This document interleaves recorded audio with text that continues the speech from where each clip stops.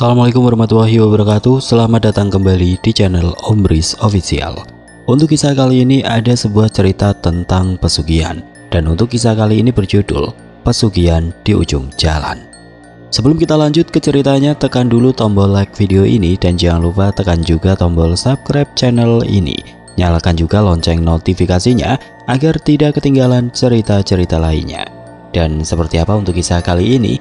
Langsung saja kita masuk ke ceritanya.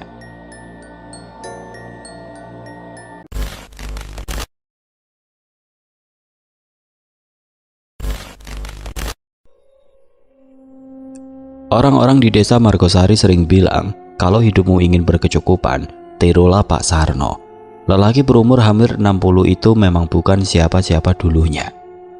Sekedar juru masak hajatan yang suka ngedon di dapur belakang, menyungki belangga dan cuci piring. Tapi sejak 3 tahun lalu, hidupnya seolah dilambungkan nasib. Catering Sarno Rasa miliknya mendadak meroket. Bukan cuma di desa, tapi sudah masuk ke acara-acara besar di kecamatan. Hingga jadi langganan tetap instansi pemerintahan. Warga sering geleng-geleng kepala melihat bagaimana armada mobil pick-up milik Pak Sarno bolak-balik mengangkut termos besar berisi sayur lodeh, ayam goreng kremes, sambal terasi, dan kue tradisional yang dibungkus rapi dalam besek bambu. Seminggu bisa sampai 5 pesanan, ada saja yang hajatan, tahlilan, sunatan, syukuran rumah, bahkan proyek-proyek dinas, kata Bu Hati tetangga sebelah rumahnya. Padahal dulu cuma jualan tahu isi di pasar Rebo. Keanehan dimulai saat warga mulai mencatat bahwa perkembangan usaha Pak Sarno itu tidak wajar. Misalnya setiap kali ia mendapatkan pesanan besar, entah mengapa selalu ada berita kecelakaan di Jalan Lempung Sawit. Sebuah ruas jalan sempit penuh pohon besar yang melintasi perkebunan karet tua. Jalan itu memang terkenal sepi dan rawan. Tapi sejak 2 tahun terakhir, jumlah korban meningkat drastis. Bukan hanya luka, melainkan meninggal di tempat. Abid, remaja kelas 3 SMA yang aktif di Karang Taruna, pernah menyebut dalam forum pemuda bahwa dalam 1 tahun saja sudah lebih dari 12 korban meninggal di tikungan jalan itu, termasuk pamannya sendiri Pak Darto yang ditemukan menabrak pohon dengan posisi leher tertekuk dan mata terbuka lebar. Aneh, padahal siang jalan itu lurus, gak ada kendaraan lain, kata Abid waktu itu. Rem motornya masih bagus, bannya gak gundul, helmnya pun utuh. Namun semua seolah tidak peduli. Warga hanya bisa mengeluh dan mendoakan para korban, sementara Pak Sarno makin sibuk. Belum sebulan ini ia memperluas dapurnya dan membangun pavilion tempat para pegawainya menginap. Semua pekerja yang direkrut mengaku dibayar tinggi dan diberi makan 3 kali sehari. Aku sampai heran mas, gak pernah Pak Sarno ngeluh soal untung rugi. Pokoknya tiap hari di dapurnya ngebul, ujar Pak No, mantan kuli bangunan yang ikut bantu renovasi dapur Pak Sarno. Dari luar, hidup Pak Sarno terlihat ideal. Rumahnya besar, cat putih bersih, ada mobil Innova baru di garasi, dan suara azan maghrib sering terdengar dari masjid kecil yang ia bantu bangun. Tapi Abi tahu, ada sesuatu yang ganjil setiap kali korban jatuh di Jalan Lempung Sawit. Dalam hitungan hari, Pak Sarno dapat pesanan catering besar. Pernah 1 minggu terjadi 2 kecelakaan maut, dan Pak Sarno mengirim makanan ke acara pelantikan kepala dinas kabupaten yang dihadiri ratusan orang. Kayak ada hubungan antara kecelakaan dan keberuntungan dia, gumam Abi dalam hati, sambil menatap jalanan sepi di depan rumahnya yang mengarah ke arah Jalan Lempung Sawit. Dan aku bakal cari tahu. Saat malam tiba, suara dari dapur Pak Sarno terdengar lirih, seperti orang sedang berbicara sendiri. Padahal semua pegawai sudah pulang. Bau dupa samar mengambang lewat angin malam, lampu di dapur tidak pernah benar-benar padam. Dan di dalam gelap, entah mengapa suara motor melaju di kejauhan terdengar diikuti bunyi rem yang mencekik. Lalu, brak. Abi tersentak. Ia tidak tahu bahwa malam itu, 1 nyawa lagi telah dijadikan tumbal, dan piring-piring catering milik Pak Sarno sedang dicuci bersih untuk pesanan baru besok pagi. Jalan Lempung Sawit sebenarnya tidak panjang, hanya sekitar 2 km membelah perkebunan karet milik desa, menghubungkan dusun Kalijambe dengan jalan utama menuju kota. Tapi hampir setiap warga tahu, Siapapun yang lewat sana, apalagi malam hari, pasti akan ngebut atau justru memilih putar arah. Apalagi sejak 3 tahun terakhir, jalan itu jadi sarang maut. Ada satu tikungan di sana, tikungan ke kiri setelah jembatan kecil beton, dekat pohon ringin besar yang selalu menjadi tempat orang celaka. Mulai dari truk oleng, motor jatuh sendiri, sampai mobil yang nyelonong menabrak batang pohon. Kalau cuma nabrak karena ngantuk atau licin, masih bisa masuk akal, kata Pak RW dalam forum warga pada suatu malam. Tapi ini hampir semua kejadian di tempat yang sama, jam-jam yang sama dan kebanyakan meninggal di tempat. Itu yang bikin orang merinding. Pamannya Abid, almarhum Pak Darto, adalah salah satu korban. Saat itu beliau pulang dari mengantar sayur-sayuran ke pasar kota. Hari masih siang, cuaca cerah dan jalur dalam kondisi sepi. Tapi beberapa menit sebelum sampai rumah, truk pickup yang beliau kemudikan terguling begitu saja di tikungan maut itu. Tidak ada bekas pengereman, tidak ada kendaraan lain, hanya suara keras yang membuat warga sekitar keluar rumah dan menemukan tubuh Pak Darto sudah tertindih kemudi. Darah menetes dari hidung dan telinganya. Saya yang lihat pertama kali, kata Mas Dikin, penjaga kebun karet. Matanya terbuka lebar, Mas. Tapi wajahnya itu kayak orang kaget banget, seperti habis lihat sesuatu yang bikin nyawanya lepas. Abid tidak pernah bisa melupakan malam tahlilan pamannya. Di sela doa dan pembacaan Yasin, ada satu obrolan reliri antar warga yang terekam jelas di telinganya. Ini korban yang ke-11 tahun ini ya? Iya, kalau nggak salah, pas bulan kemarin juga ada yang meninggal, Mas Budi jatuh dari motornya. Sama, tempatnya di tikungan situ saja. Abid mulai mencatat. Ia punya catatan kecil di ponselnya berisi daftar nama korban, tanggal kejadian dan kondisi jalan. Dari 13 korban dalam 2 tahun terakhir, 11 meninggal di tempat, 2 sempat koma lalu meninggal di rumah sakit, semua di titik yang sama. Satu hal yang membuatnya makin curiga adalah waktu kejadian. Hampir semuanya terjadi antara pukul 2 siang sampai 6 sore, bukan waktu rawan seperti tengah malam atau subuh. Lalu ada satu pola yang ia temukan tanpa sengaja. Setiap kali ada korban baru, dalam seminggu ke depan Pak Sarno selalu mengerjakan pesanan catering besar. Seolah ada pertukaran yang tidak kasat mata, satu nyawa melayang, satu rezeki melimpah. Penasaran makin menyesakan dada Abid. Maka pada Jumat sore itu setelah pulang sekolah, ia memberanikan diri melewati jalan lempung sawit sendirian dengan sepeda motornya. Ia nyalakan perekam suara di ponselnya dan pelan-pelan mulai menyusuri jalur sepi itu. Udara di jalan itu terasa ganjil, padahal sore masih terang, langit cerah, tapi ketika masuk jalur tengah yang kanan kirinya penuh pohon karet, angin mendadak berhenti. Suasana seperti dikurung, sunyi menekan, bahkan suara burung pun menghilang. Sampai akhirnya ia sampai di tikungan maut itu. Abid menepikan motor, mematikan mesin dan berdiri beberapa meter dari pohon ringin yang menjulang di sisi jalan. Daunnya lebat, akar gantung menjuntai, dan entah kenapa tanah di bawahnya basah seperti habis disiram, padahal tidak hujan. Ia diam, mendengarkan. Beberapa detik tidak ada suara, tapi tiba-tiba angin dingin menampar wajahnya, diiringi suara berat seperti nafas panjang di dekat telinganya. Abid sontak menoleh, tidak ada siapa-siapa. Degup jantungnya makin keras, dan dalam pandangan mata tegangnya, ia melihat ada sekelebat bayangan putih di balik akar pohon, seperti kain panjang yang menari tanpa angin. Dengan tangan gemetar, ia nyalakan motornya dan kabur secepatnya dari tempat itu. Tidak peduli jalan berlubang, tidak peduli ranting kering menghantam kakinya, ia baru berhenti setelah tiba di depan rumah sahabatnya, Soleh.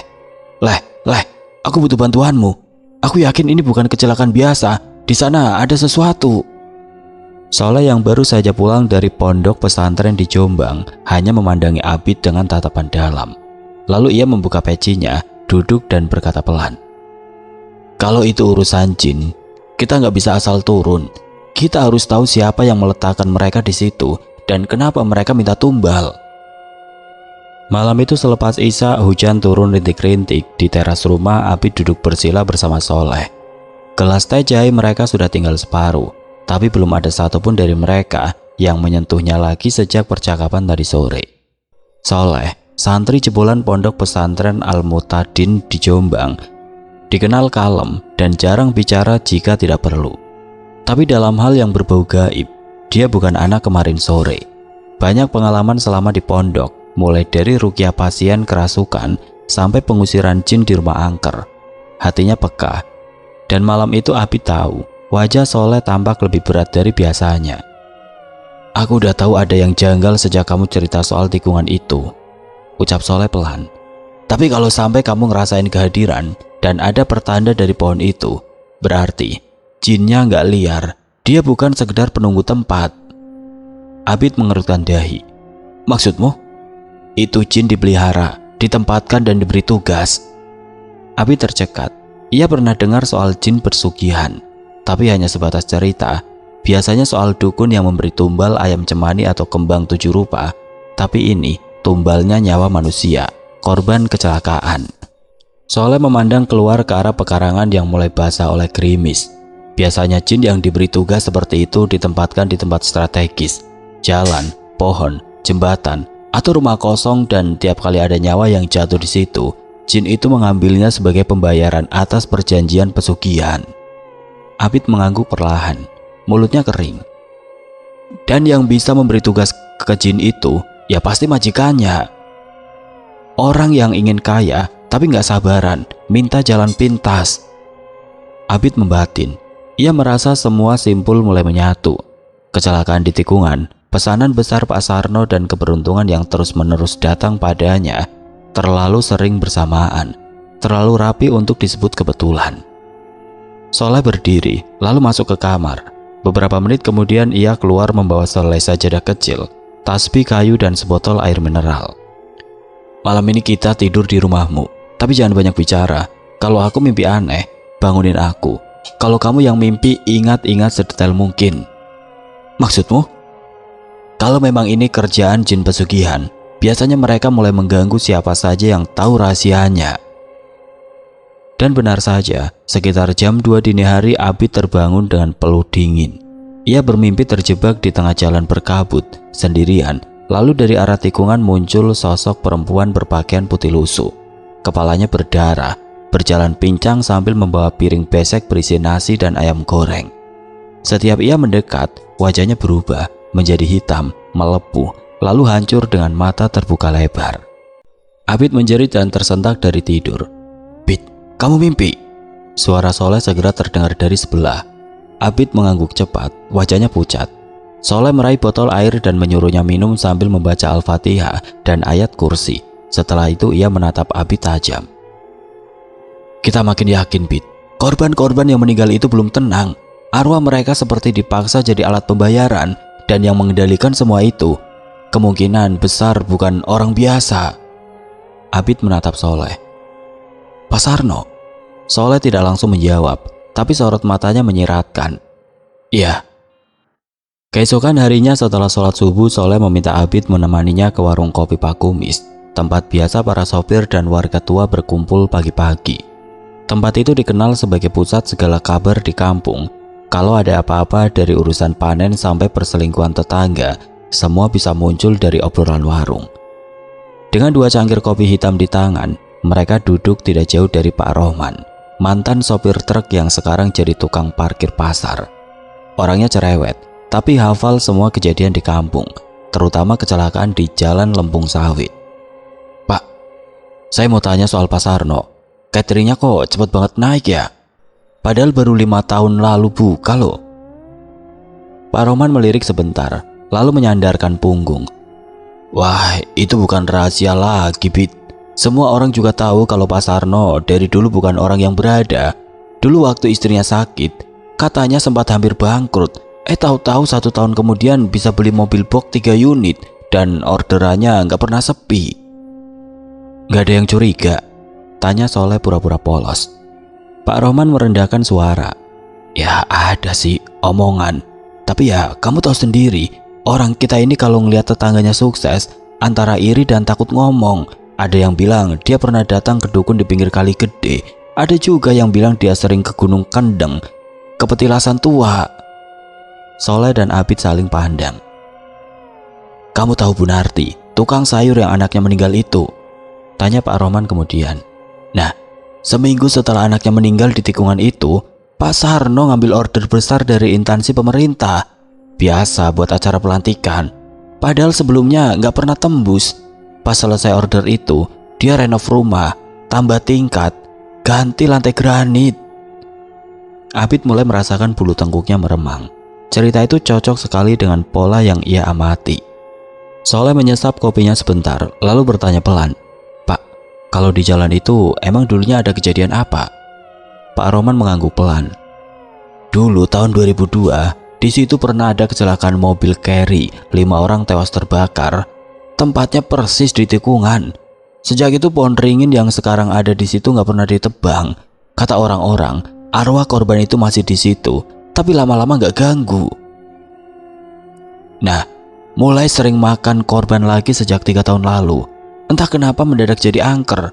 Ada yang bilang arwah lama dibangunkan lagi, dipaksa kerja buat orang." Soleh mendengar dengan serius. "Dipaksa? Ya dipancing supaya aktif lagi. Biasanya dengan perjanjian." Abid menelan ludah. Ia mulai sadar ini bukan sekedar jin yang tinggal di tempat angker. Ini soal perjanjian gaib antara manusia dan bangsa jin demi kelancaran bisnis.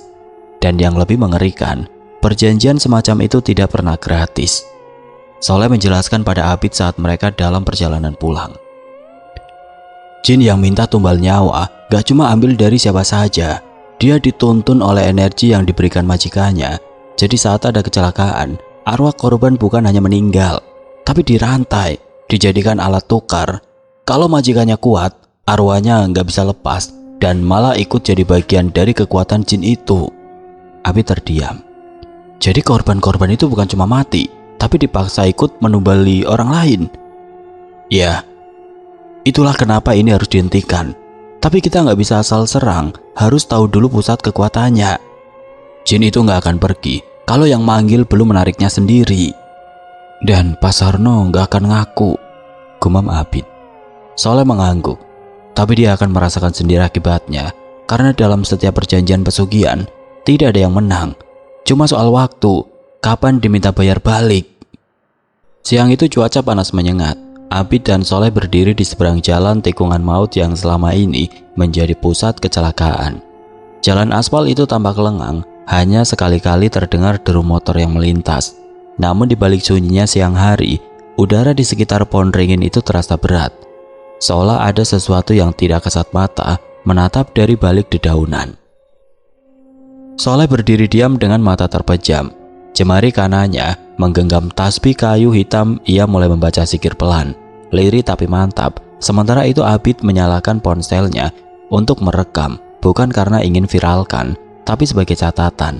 Siapa tahu ada hal janggal yang bisa mereka lihat kembali nanti. Beberapa detik kemudian Soleh membuka mata. "Energinya tebel banget," ucapnya dengan suara nyaris berbisik. "Bukan jin biasa, ini sudah bentuk kodam." "Kodam?" Abid bertanya, meski ia tahu itu bukan istilah sembarangan. Jin yang sudah terikat perjanjian penuh, dia punya tugas khusus dari majikannya. Tempat ini bukan sekedar tempat tinggalnya, tapi markasnya. Soleh lalu menunjuk ke arah akar pohon beringin yang tampak seperti menjalar ke dalam tanah. "Kalau kita gali itu, bisa jadi kita temukan sesajen lama, atau mungkin benda-benda perjanjian seperti kendi darah, boneka tumbal, atau bahkan tulang belulang." Abid menelan ludah. "Jadi ini semua benar Pak Sarno yang nyuruh?" Soleh mengangguk pelan. "Tapi kita belum bisa nuduh. Harus punya bukti kuat dan harus ada saksi yang menyambungkan." Malamnya mereka mendatangi seseorang yang dulu sempat bekerja sebagai kuli di dapur catering Pak Sarno. Namanya Pak Darwan. Dulu ia sopir sekaligus pengantar makanan, namun berhenti tiba-tiba saat anaknya sakit misterius. Pak Darwan awalnya enggan bicara, tapi setelah diyakinkan bahwa mereka ingin membantu menyelesaikan urusan ini secara baik, barulah ia membuka suara. "Aku memang kerja sama Pak Sarno selama hampir 2 tahun. Awalnya biasa saja, rezeki lancar, tapi aku mulai curiga pas dia sering nitip makanan ke lokasi-lokasi tertentu, tapi bukan buat acara, kayak ke jembatan tua, kuburan tua di Alas Madu, atau ke pohon ringin di jalan itu." Soleh menoleh cepat. "Catering dikirim ke pohon?" "Iya, Setiap malam Jumat Kliwon, 1 besek nasi lengkap, ayam goreng, telur pindang, sambal terasi dan segelas kopi pahit tanpa gula. Katanya buat syukuran, tapi siapa yang syukuran tengah malam di bawah pohon? Soleh menghela nafas panjang. Abid tidak bisa berkata-kata. Pak Darwan melanjutkan, aku berhenti kerja setelah anakku kesurupan. Teriak-teriak nyebut nama Pak Sarno, matanya putih semua. Setelah diruqyah katanya ada jin yang ikut pulang dari dapur Pak Sarno. Waktu itu aku sadar, aku sudah terlalu dekat sama urusan yang gak beres. Malam itu juga Soleh dan Abid mencatat semua kesaksian Pak Darwan. Kini semuanya mengarah ke satu nama, Pak Sarno. Seorang pria kalem, dermawan, rajin ikut kegiatan desa, tapi ternyata menyimpan rahasia kelam demi melambungkan usaha cateringnya. Dia menutupi semuanya dengan amal dan sedekah, tapi jin pesugihan itu gak bisa ditipu. Cepat atau lambat, bayaran baliknya akan ditagih, dan makin banyak korban, makin besar energi yang dia bangun. Kita harus segera bertindak. Hari Minggu pagi langit tampak mendung. Abid dan Soleh datang ke rumah Pak Sarno dengan niat yang sudah bulat. Rumah itu tampak mewah dibanding bangunan lain di desa. Halamannya luas, ada mobil box parkir rapi di carport. Aroma masakan dari dapur sempat menyeruak, pertanda dapur catering sedang sibuk seperti biasa. Namun di balik wangi bumbu dan tampilan rapi rumah itu, ada sesuatu yang ganjil. Soleh bisa merasakannya begitu kakinya menginjak halaman. Ada penjaga di sini, jin suruhan, gumam Soleh pelan. Pak Sarno sendiri menyambut dengan ramah, meski raut mukanya agak heran melihat Soleh dan Abid datang tanpa undangan. Silakan masuk, mau pesan catering ya? Atau ada acara? Soleh hanya tersenyum kecil. Enggak pak, kami cuma mau bicara soal jalan di tikungan ringin. Raut wajah Pak Sarno langsung berubah. Ia berusaha tetap tenang, tapi jelas ada kegelisahan yang muncul di balik tatapannya. Ia mempersilahkan duduk tapi tidak banyak bicara. Soleh membuka pembicaraan dengan sopan, tapi to the point. Ia menceritakan bahwa selama ini banyak orang mencurigai penyebab kecelakaan di tikungan maut itu bukan murni karena faktor jalan atau kelalaian, tapi karena ada energi gaib yang menarik nyawa. Pak Sarno tetap diam. Pak, kami tahu dan sudah melihat jejaknya. Bahkan kami tahu setiap Jumat Kliwon ada sesaji dikirim ke pohon ringin itu. Pak Sarno menghela nafas, tapi ia masih berusaha mengelak. Itu cuma tradisi mas. Saya cuma nyambung adat orang tua, nggak lebih dari itu. Soleh menatap tajam. Tapi bukan sekedar tradisi. Kalau sampai ada nyawa jadi tumbal pak. Dan jin yang Anda pelihara itu bukan jin sembarangan. Dia minta tumbal terus. Sekarang bahkan sudah mulai makan orang yang nggak ada kaitannya. Jalan itu jadi mesin maut. Pak Sarno diam. Hanya suara kipas angin tua yang berputar terdengar di ruang tamu. Abid mencoba menengahi dengan nada lebih lembut. Pak, kami datang baik-baik. Kami cuma minta tolong. Tarik jin itu kembali. Hentikan semua ini sebelum semuanya terlambat. Pak Sarno akhirnya bicara, pelan, hampir seperti gumaman. Kalian pikir semudah itu ya? Semua ini saya bangun dengan darah dan air mata. Dulu saya nggak punya apa-apa. Istri saya hampir mati karena tumor. Rumah saya digadaikan. Saya udah ke semua dukun. Sampai akhirnya ya, saya ketemu orang yang kasih jalan. Orang itu bukan kasih jalan pak. Dia kasih jebakan, balas Soleh tegas. Pak Sarno menatap tajam. Kalau saya berhenti sekarang, saya bisa kehilangan semuanya. Soleh berdiri. Kalau bapak nggak berhenti sekarang, bapak bisa kehilangan lebih dari itu, termasuk jiwa bapak sendiri. Tidak ada jawaban. Soleh dan Abid pamit meninggalkan rumah, tapi sebelum melewati pagar, Soleh menoleh sebentar dan berkata lantang. Saya beri waktu sampai Jumat malam. Setelah itu kami akan bertindak. Malam harinya Soleh menghubungi salah satu gurunya di pondok pesantren tempat ia belajar dulu, Kyai Ma'ruf, seorang ulama tua yang dikenal berani menghadapi kekuatan gaib paling kelam. Kyai Ma'ruf menyanggupi datang dengan membawa beberapa santri pilihan. Jumat malam, kita bersihkan jalan itu, ucapnya di ujung telepon. Sementara itu di rumah Pak Sarno, lampu ruang tengah mendadak padam. Dari dapur terdengar suara sendok jatuh sendiri, dan di luar jendela, bayangan hitam besar melintas di balik pohon mangga. Jin yang selama ini diberi makan dan dipelihara mulai merasa terancam. Langit malam itu gelap pekat, awan menggumpal, tidak ada bintang satupun, udara terasa dingin menusuk tulang. Meski tidak hujan, jalan tikungan di bawah pohon ringin itu tampak lebih lengang dari biasanya, seolah waktu menahan nafas, menunggu sesuatu terjadi. Di sisi timur jalan, tepat di seberang pohon ringin, berdiri sekelompok orang dalam diam. Mereka mengenakan sarung dan gamis putih. Di depan barisan itu berdiri sosok tua bersorban. Wajahnya tenang, matanya tajam. Kyai Ma'ruf. Di belakangnya 5 santri dan soleh berdiri dalam posisi melingkar. Abid berdiri agak ke belakang, menggenggam senter. Meskipun bukan santri, ia merasa harus menyaksikan ini sampai tuntas. Ini bukan sekedar tentang jin atau tumbal, ini tentang menuntaskan kengerian yang sudah menelan banyak nyawa. Kyai Ma'ruf membuka bismillah, lalu menyuruh salah satu santri menabur garam kasar dan daun bidara yang sudah dibacakan ayat. Garam itu membentuk lingkaran perlindungan di sekitar lokasi pohon ringin. Begitu pengajian dimulai, suasana mendadak berubah drastis. Angin bertiup kencang dari arah barat, daun-daun ringin bergetar hebat, dan suara seperti lolongan panjang terdengar dari dalam pepohonan. Santri yang paling muda sempat gemetar, tapi Kyai Ma'ruf hanya menepuk pundaknya sambil terus melantunkan ayat kursi.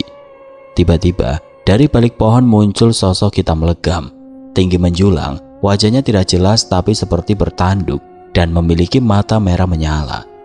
Tubuhnya berasap, ia tidak menyentuh tanah, mengambang sekitar setengah meter. Semua orang terdiam, tapi Kyai Ma'ruf terus membacakan ayat-ayat manzil dan ruqyah syariah dengan suara tegas dan dalam. Sosok itu meraung keras, hingga udara seperti bergetar. Abid mundur 1 langkah, jantungnya serasa mau copot. Jin itu melayang ke tengah jalan tepat di bawah pohon, lalu menjerit keras. "Majikanku belum mengizinkan, aku masih diberi makan, aku belum selesai." Kyai Ma'ruf menjawab tanpa gentar. "Majikanmu manusia, tapi kuasamu berasal dari tipu daya.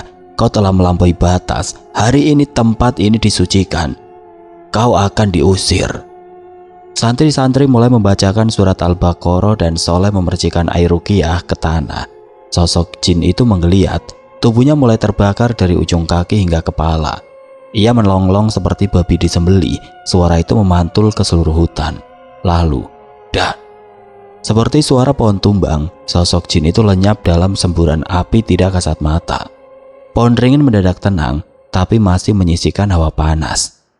Kyai Ma'ruf duduk bersila, lalu memanjatkan doa penutup. Para santri menggali sedikit tanah di bawah pohon dan menemukan kendi tua yang terbungkus kain merah lusuh, berisi rambut dan darah kering. Benda itu langsung dibakar dan dimusnahkan. Pembersihan malam itu selesai. Namun saat mereka semua bersiap pulang, Soleh menerima pesan WhatsApp dari tetangga Pak Sarno. "Mas, Pak Sarno barusan pingsan, badannya panas semua, sekujur tubuhnya melepuh. Kami bawa ke rumah sakit tapi belum sadar." Abid memandang Soleh. Apa itu karena jin yang diputus? Soleh hanya mengangguk pelan. Waktunya datang, jin itu sudah menagih balik. Sabtu pagi kabar dari rumah sakit menyebar cepat. Pak Sarno meninggal dunia dini hari tadi, pukul 03.27.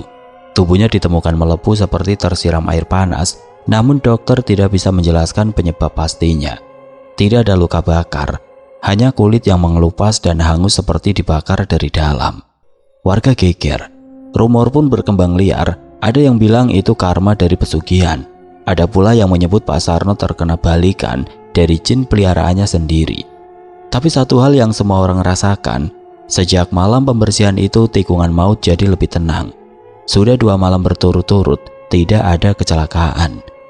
Suara-suara jeritan yang dulu sering terdengar di malam hari dari arah tikungan juga menghilang. Bahkan para tukang ojek dan pemuda desa yang biasa nongkrong dekat warung kopi sudah berani lewat malam hari tanpa merasa merinding lagi. Namun dampak dari semuanya tidak berhenti di situ. Setelah kematian Pak Sarno, usaha cateringnya langsung ambruk. Karyawan berhenti satu persatu, dapur yang biasanya sibuk mendadak sunyi. Klien-klien besar dari kota membatalkan kontrak tanpa alasan jelas. Beberapa mengaku ada makanan basi, padahal baru saja diantar. Ada juga yang katanya mencium bau anyir dari nasi kuning yang dibungkus rapi. Abid menyempatkan diri datang ke rumah duka. Istri dan anak Pak Sarno tampak terpukul berat. Namun yang membuatnya tercekat di ruang tamu itu ia melihat foto Pak Sarno semasa hidup tergantung miring, dan tepat di bawahnya bekas luka gosong menghitam di lantai keramik. "Bekas tubuhnya pas terakhir kali pingsan," bisik seorang tetangga. Setelah pemakaman, Abid dan Soleh duduk di warung pinggir jalan. Mereka memandangi tikungan ringin dari kejauhan. Pohon itu masih berdiri, namun tampak lebih biasa. Tidak lagi mengeluarkan hawa panas atau getaran aneh seperti sebelumnya. "Semua sudah selesai?" tanya Abid pelan. Soleh menggeleng. "Belum sepenuhnya. Jin sudah diusir, tapi trauma masyarakat tetap ada. Kita cuma bisa bantu bersih secara batin. Sisanya waktu yang menyembuhkan." Abid mengangguk. Ia tahu sekalipun makhluk gaib sudah pergi, bekas luka yang ditinggalkan tetap ada. Nyawa-nyawa yang sudah terlanjur hilang tidak akan kembali, tapi setidaknya tidak akan ada korban baru. Beberapa hari kemudian, Kiai Ma'ruf mengutus santrinya kembali ke lokasi untuk membuat tahlilan dan doa selamatan, sekaligus memancang bambu kuning berisi doa perlindungan di sekitar pohon ringin. Kiai percaya tempat yang pernah dihuni makhluk jahat harus dipagar, bukan hanya secara fisik, tapi juga secara batiniah. Sementara itu, sebuah papan peringatan dipasang oleh warga di ujung tikungan. "Hati-hati, jalan rawan kecelakaan, mohon doa dan kesadaran." Pesugihan boleh lenyap, tapi kewaspadaan harus tetap hidup. Sebulan setelah kematian Pak Sarno dan pembersihan di bawah pohon ringin, suasana di tikungan maut itu berubah drastis. Tidak ada lagi kecelakaan, tidak ada lagi kabar orang meninggal mendadak. Jalanan yang dulu angker kini hanya tinggal jalan biasa dengan beberapa tambalan aspal bekas kejadian lalu. Namun perubahan itu tidak serta-merta membuat semua kembali normal. Rumah Pak Sarno yang dulunya megah dan ramai aktivitas catering kini tertutup rapat. Gerbangnya berkarat, rumput di halamannya mulai tumbuh liar. Istri dan anaknya pindah ke rumah orang tuanya di kota, tidak kuat tinggal di tempat yang penuh kenangan buruk dan desas-desus warga. Abid beberapa kali melewati rumah itu saat berangkat sekolah. Setiap lewat ia merasa seperti melihat bayangan seseorang berdiri di jendela lantai 2. Walau saat dicek, jendela itu tertutup tirai kusam yang tidak pernah dibuka lagi. Di sisi lain, nama baik desa mulai pulih.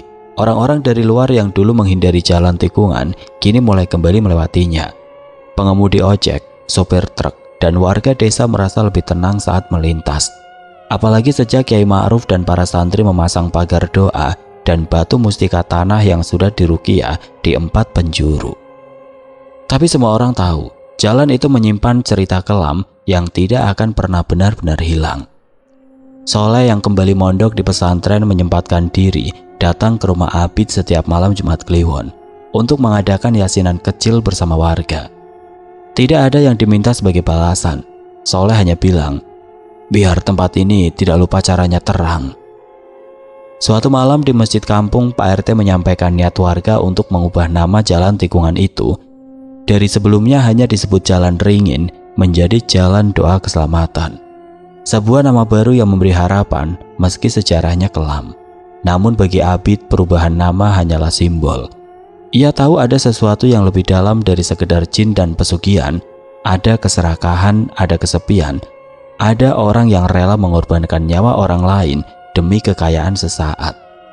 Di balik semua itu ada pelajaran yang tidak bisa dibeli. Kebenaran tidak selalu menang cepat, tapi ia pasti akan datang. Setahun berlalu sejak kejadian yang mengguncang desa itu.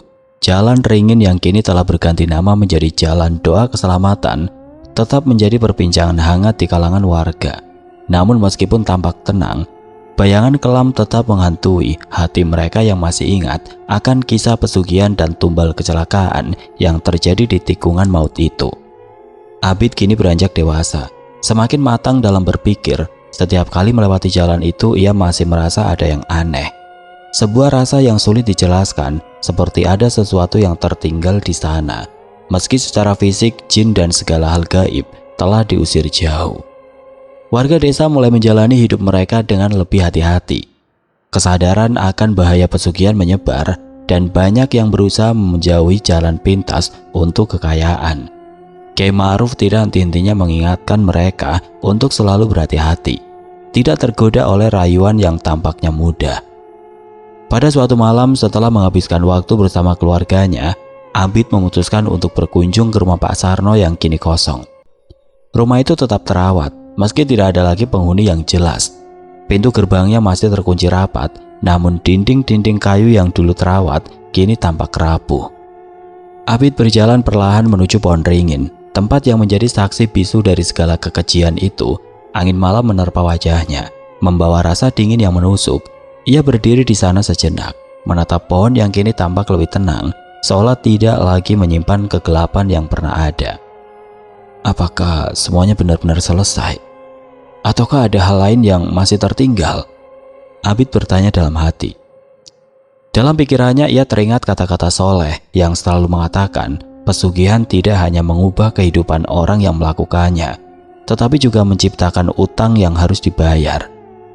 Tidak jauh dari situ ia melihat seorang lelaki tua mendekat, berjalan pelan dengan tangan melipat di dada.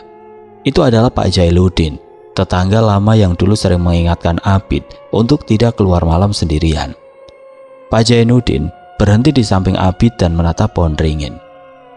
Banyak yang masih tidak mengerti, Nak. Apa yang terjadi di sini bukan hanya tentang jin atau tumbal, itu tentang harga yang dibayar oleh manusia yang ingin mendapat kekayaan dengan cara cepat. Kekuatan itu memakan jiwa mereka tanpa ampun. Abid terdiam. Ia tahu Pak Jainuddin tidak sedang berbicara tentang Pak Sarno saja, tetapi tentang semua orang yang pernah terjerat dalam pesugihan, termasuk mereka yang kini mulai lupa akan bahaya itu. Jalan ini sudah berubah. Tapi ingat, perubahan itu butuh waktu. Tidak ada yang bisa langsung menghapus sejarah kelam hanya dengan mengganti nama. Abid menatap Pak Jailuddin dengan tatapan penuh pertanyaan. Jangan pernah lupa, Nak. Bukan hanya pesugihan yang harus dibayar dengan nyawa. Segala sesuatu yang didapat dengan cara yang tidak benar pasti ada konsekuensinya. Abid mengangguk perlahan, seolah menerima kenyataan pahit itu. Ia tahu meski semuanya tampak pulih, ada harga yang harus dibayar untuk menghapus kesalahan besar yang pernah dilakukan. Ketika Abid berbalik untuk pulang, ia merasa ada sesuatu yang mengusik dalam dirinya. Jalan yang tadinya tampak biasa kini terasa lebih berat. Mungkin karena ia tahu tidak ada yang bisa benar-benar menghindar dari konsekuensi apa yang sudah dilakukan. Seiring berjalannya waktu, kebenaran akan selalu keluar. Tidak peduli seberapa lama waktu itu tertunda, Abid berhenti sejenak di depan rumahnya, menatap ke langit malam yang kini penuh bintang. Ia mengingat kembali semua yang telah terjadi, semua orang yang terlibat, dan bagaimana semua itu mengubah hidupnya. Ada rasa damai yang mulai ia rasakan. Jalan itu meski pernah mengerikan, kini menjadi saksi bagi dirinya dan bagi banyak orang lainnya untuk tetap mengingat bahwa jalan menuju kekayaan yang cepat tidak pernah seindah yang dibayangkan. Cerita ini berakhir di sini, meninggalkan pendengar untuk merenung dan berpikir tentang konsekuensi dari jalan pintas dalam hidup. Tidak ada yang bisa lolos dari harga yang harus dibayar. Setiap pilihan membawa akibat, baik di dunia maupun di akhirat. Oke teman-teman, sekian untuk kisah kali ini. Semoga apa yang sudah saya bagikan dalam kisah ini dapat dijadikan pembelajaran untuk kita semua. Dan buat teman-teman yang baru bergabung, jangan lupa untuk like, komen, share, serta subscribe channel ini. Dan jangan lupa nyalakan juga lonceng notifikasinya agar tidak ketinggalan cerita-cerita lainnya. Dan akhir kata, wassalamualaikum warahmatullahi wabarakatuh.